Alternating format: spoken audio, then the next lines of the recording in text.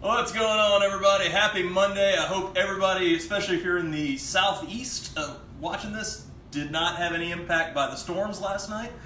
Somebody stayed up pretty late last night to make sure that we were going to be all right, so that's one of the reasons why we're going for a dinner video tonight. The other one is that we're actually going to eat this for dinner. It was a little too heavy to do for lunch, so we're going to kind of get into this. We got a few steps. We got a lot going on in the kitchen today. Not necessarily just for one recipe. I think we're doing 3 different things at some point. But as I mentioned in the lead-in post to this, I'm pretty excited because this is usually one of the first things that I've noticed that just got pillaged in the grocery stores. We actually have ground beef today. Yeah. What? That was your doing, right? Yeah, and not just ground beef, but Instacart said, "Oh, we don't have Publix ground beef. Would you want White Oak Pastures grass-fed beef?" We're like, "Yes, we would." Yes, we would. So, if you are using something like a grass-fed or a, in this case, the White Oak Pastures, it's very important to pay attention to the grind of the meat. I've got a recipe for meatballs. It's pretty versatile. And I'll actually start an element of it cooking right now. All of this, with the exception of the beef, I would consider to be part of our pantry. Some of them are kind of perishable ingredients that, eggs, a little bit of milk, onions, garlic, stuff that is part of a general pantry to have. And we've been pretty good so far. We've not had to, we're looking like we're probably not even going to need to go out this week and buy anything, so that give us 2 full weeks, probably even have enough for up to 3, just using all of our pantry stuff.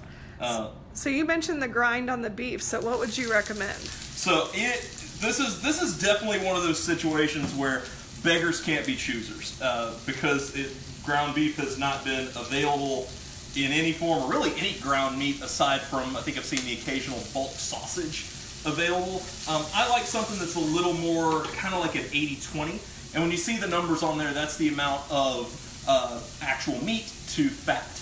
And when we're dealing with something like meatballs or meatloaf or burgers, to a certain degree, fat's your friend. It's going to help maintain moisture and some flavor, but really it's just to kind of keep it from drying out. So what's the difference between like ground round, ground chuck, like what all does that mean? Different parts of the animal. Okay. So the chuck is kind of the neck and shoulder area. It gets a lot of exercise from working, because if you were to make like a 4-legged animal, it bends down to eat a lot and it walks on all 4s. So when that happens, 2 things. You get a lot of connective tissue because the muscles are developed. They work a lot. And because the connective tissue, the blood flow to those, they have a lot of inherent beefy flavor. But because of the connective tissue, they need to be manipulated, either marinated or cut a certain way, or in this case, ground, to not just have it to where you're chewing on it for days. The round is more towards the back end of the animal, and then typically you don't see the more showpiece cuts used for grind, a brisket, flank, certainly nothing from the rib section, or the, sometimes we'll see sirloin, but usually more from like the butt area. The butt? Yeah. Got to use the whole critter. That's right. So this is so the cool thing about this recipe for meatballs is that you can really take it. I was kind of looking at the history of some of the stuff that I've been cooking here, and if you were to kind of go back and check out our YouTube channel at Chef Jeffrey Gardner, even though it sounded like a little bit of a wanker putting chef in front of my name, there were like 8 Jeffrey Gardners on there, so it was the only way to make it stand out. You'll notice that a lot of what we do has a bit of an Italian bent to it. Probably, 70% you'd say? Yeah, we love the Italian food. Well, we'll foray occasionally into, born and raised in Mississippi, so that will creep in there from time to time. Also kind of close to Louisiana, because I love that stuff. Mexican, because it's what I crave to eat most and trained in it. But really with the Italian side. But this doesn't necessarily have to be an Italian version. You could add 1 or 2 different spices and take this in a direction where if you wanted to, let's say you wanted to add something like cumin or cinnamon or a different dried herb, oregano even, you could get these tasting Greek, you could get these tasting Spanish, you could go in a Swedish direction if you wanted to honor my people. All sorts of stuff. This is just a good kind of basic meatball recipe. In our case, for those of you who watched earlier when we made our 3 sauces last week, which at least 2 of those. The aioli won't freeze, but the marinara will freeze very well, and any kind of pureed green sauces freeze very well. In our case with the marinara, that's going to find use on, we're just going to do a classic spaghetti and meatballs tonight. Awesome. We got some friends in the house. Yes. Krista Miller says hello. Hello. Morgan and Lisa Charlton and Brad Miz is back for more. Hey guys, nice to have you all with us. Melanie Bozeman and Byron Zerby. Hey Byron, thanks for joining up with us. I appreciate that. So what I'm looking to do on these onions, and you could grate these in raw, you could dice them finely and put them in. 2 reasons. Number 1, I don't really like the flavor of raw onion. Even though we are going to cook these, it still kind of has that acidic bite to it that I'm not as much of a fan of. And number 2, I kind of feel like the more soft and supple these become, they kind of add to the overall moisture of at least of the mouthfeel as we're getting into it. But it makes them more juicy. That's right, juicy is about it. I know some people aren't fans of the M word, but when it comes to, I'm more offended by the word damp. Yeah. It sounds more gross. Krista, I think that means that it keeps your meatball moist. I could just feel people on the other end, Chris, like, so before everyone tunes out from us, because we are using grass-fed beef. Grass-fed beef has some things working for it and some things working against it. And I'll take some controversial takes and maybe not be as hardcore on the grass-fed train as some people. What it has going for it is that it has that more intense beef flavor going on. The more fat that's developed through grain-fed does mute some of the inherent beefiness. However, it does have the tendency to dry out, and when beef dries out, it kind of has that almost grainy, like sawdusty mouthfeel going on, which is no bueno. So a way to counteract that is with fat. So if you were intrepid enough to have a home meat grinder and wanted to grind up fat back or pork shoulder or something like that to kind of cut into it, you could do that. If you didn't have the right grind of lean to fat that you wanted, we don't have that option. We have the grinder, but number 1, we don't have the other, the fat back or the other thing to cut into it, and number 2, I'm feeling a little lazy. It's Monday. That's right. But what we do have is bacon. Yay, bacon! Yeah, so most of you guys might have this as well. This is just, depending on the amount. This is 1 pound of beef because it's just 2 of us, and we got 2 pounds of beef, but I don't want to kill it all in one go round. And so that's just 2 strips of bacon. So you added the bacon because grass-fed beef just needs it, right? Needs some more of that fat. And also this particular grind. So remember earlier I said I was kind of looking for an 80-20. Yeah. So this grind, as it came out of its packaging to us, was 90-10. So it's on the lean side. Okay. And so I don't want a poor texture on our meatballs. So the bacon is going to add to that. It's going to add a little bit of smokiness. Got some salt. I'm not going super heavy on the salt, strictly because the bacon is going to add some saltiness to it as well. Mm-hmm.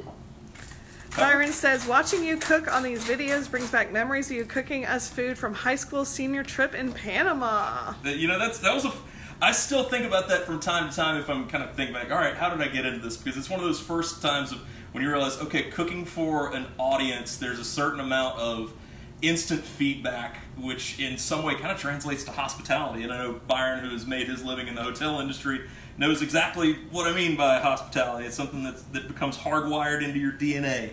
Look at that. Yeah, so I added some crushed red pepper, because that's just part of our pantry. Yep, here's the delicious onions coming in. Onions, and that's 1 small onion and 1 clove of garlic. So I also like to do 1 dried herb and 1 fresh herb. And parsley always seems to be a part of our pantry. So I would add that in there. Morgan's asking, where are the breadcrumbs? They're coming. Hang tight. Hang tight, my British friend. And our dried herb, you could add marjoram, you could add thyme. We've got oregano because that's a pretty versatile one that we use. If you wanted to kind of take it, we mentioned the Mediterranean direction, a little Greek or Middle Eastern. You could add, if you had sumac or za'atar or something like that, that would be really delicious. Yum. So I've got some grated Parmesan cheese. You could use pecorino if you like. That's going to add 2 things. The cheese is going to add, even though it's a dry cheese, going to help with the moisture on there. It's also going to add a little bit of that, I don't want to use, I guess umami's the right word, but that kind of lactic. It's just going to build an extra depth of flavor. So before I hit the wet ingredients, let's see, I'll add the onions to this here with our 6 degrees of Kevin Bacon spatula. That's right. Krista wants to know why 1 dry and 1 fresh. You could use 2 fresh if you wanted to. I'm using 1 dry because we're under quarantine and I want to keep a whole lot of, we're trying to waste as little as possible. And I think it killed me knowing that I probably had to throw out about half a bunch of cilantro earlier today. So speaking of not wasting, this is a good transition into the breadcrumbs, Morgan. So we had breadcrumbs. And we'll do this probably later on this week or early next. Remember the next time we're about to do a shopping run is kind of talk about how I'll at least plan out my list of things and hopefully be able to make some adjustments on the fly if I need to when I'm in the supermarket and just kind of plan out, all right, well, what might be some things that we would make? What are some staples to have on hand? And then that way, if the right recipe comes to you, you're kind of stocked up for it. In which case, we had some pantry stuff, and then all of a sudden when an Instacart order came in, oh crap, we got ground beef. Well, then meatballs are on the agenda. But we do have, for example, breadcrumbs. You need some type of binder in a meatball to hold it together. So the eggs that we have here and the breadcrumbs are going to kind of form that. As far as the waste goes, I bought a baguette because earlier in a previous shoot we had done garlic bread, and we'll tend to make some saucy things around here that need a good hunk of bread to soak it up. For whatever reason, we just didn't get around to using it, and I kind of cleaning around the kitchen. I grabbed my loaf of bread and I realized, oh no, it is rock hard. We can just repurpose it. So I just a little while ago put this in the food processor.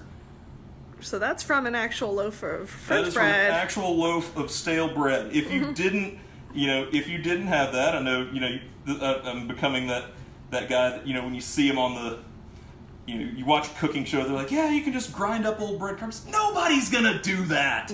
I just did it because I didn't want to throw it away.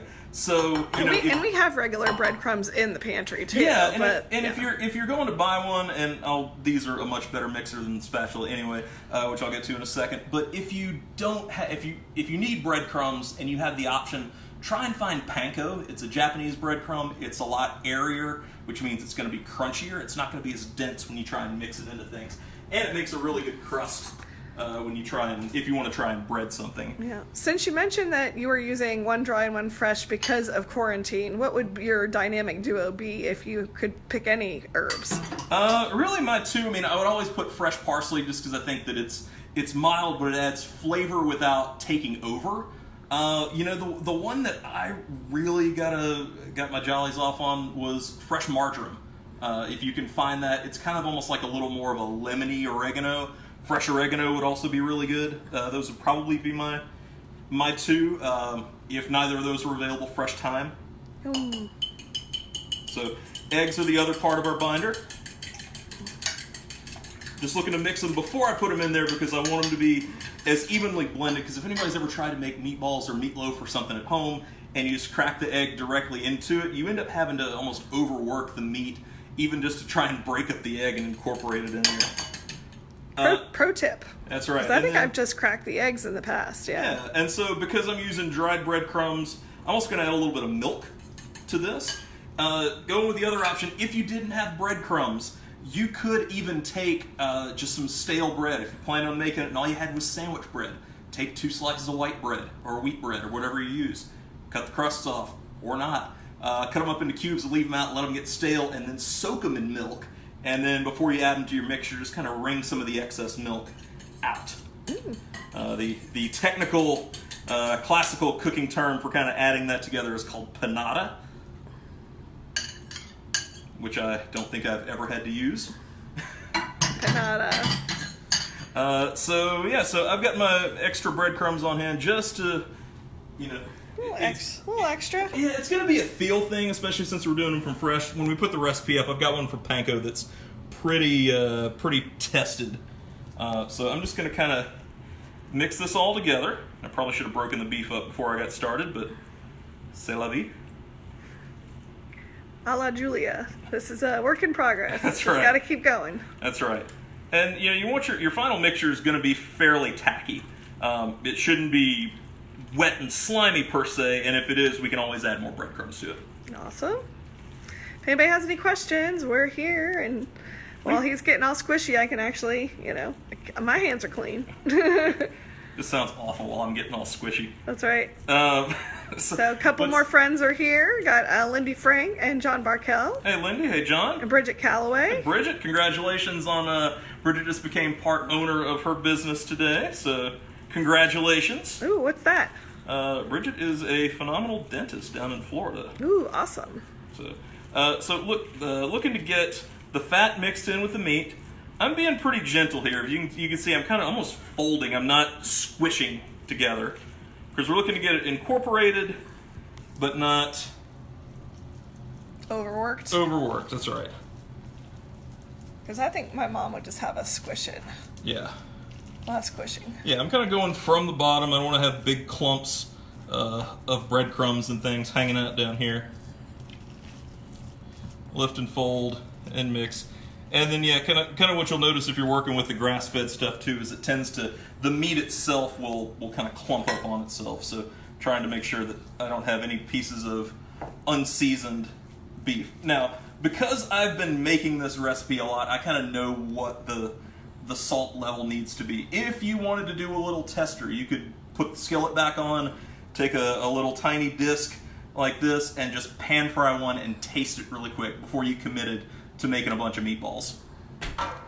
Lindy says she made meatballs last night. This is comfort food. Yes, it is. And this, we talked about versatility. I mean, just the sauce options alone, if you wanted to go in a Spanish direction and do kind of one of those tomato piquillo sauces, I think we were talking about maybe doing a romesco sauce later on with just canned, jarred, dry stuff.